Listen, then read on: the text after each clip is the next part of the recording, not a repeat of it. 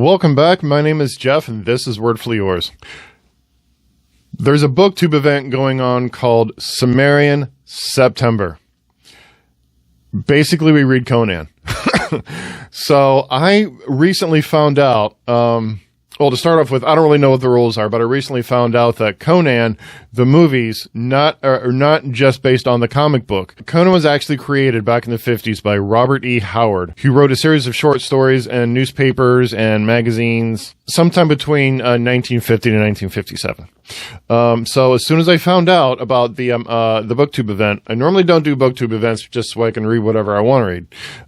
But as soon as I found out about Cimmerian September and the fact that Conan was based on a series of short stories, I really wanted to take part in it. It sounds so fun. So Kindle had the complete works of Conan for like $1, right? So I had to get it. I had to take part in it.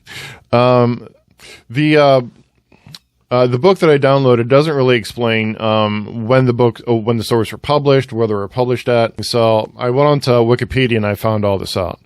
It turns out that even though they were created by Robert E. Howard, after he died, which he actually died very young at the age of 30, he decided he was tired, he was done with life at that time. But once he passed, the rights to Conan went on to other writers. Other people took part in it. Other people added to it. But it started with Robert E. Howard. So I bought the complete works of Conan for $1, and I've been going through them, and they are just so wonderful. Just so wonderful. I've gotten through the first two short stories. It starts off with a Cimmerian poem. Then it goes to The Phoenix on the Sword and The Scarlet Citadel. The style of writing you really have to get used to. Think the first time you heard Shakespeare and how little it made sense, but the more you heard Shakespeare, the more it made sense to you. That's basically Conan.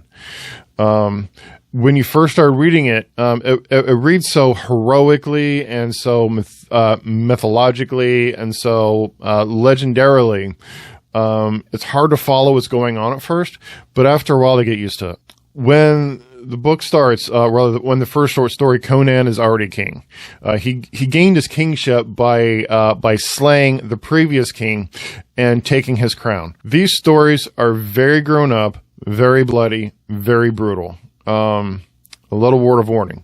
I wouldn't put it in your middle school library. In the first story, The Phoenix on the Sword, it explains that the kingdom that Conan took over exists side by side with mythological Norse cities such as Asgard and Vanaheim. I'm not sure I'm pronouncing it right.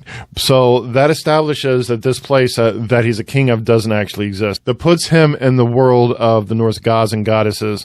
The Kindle book that I got a hold of even mentions Ymir, and for some reason the Kindle book links the word Ymir to the Wikipedia page form.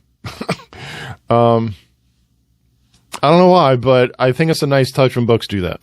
The second story is The Scarlet Citadel. It starts off where Conan is in a battle, a very bloody battle, very gruesome, very graphic. Gets paralyzed and kidnapped by a wizard, gets taken prisoner, brought to the king of whatever place he was fighting, gets put in chains, gets put in the dungeon, has to escape the dungeon, finds a giant snake that eats some other guy, gets rescued by a wizard. He makes friends with the wizard. He escapes the citadel. He kills this plant. It's very, very gruesome. It's very bloody. It's very graphic. The prose is so legendary. The story ends with another battle, another very gruesome, bloody battle where Conan escapes the dungeon, goes back to his kingdom, finds that someone else is trying to usurp him because they think he's dead. There's a whole battle for him taking back his kingdom. It's very bloody, it's very violent, it's not for kids, but it's so good.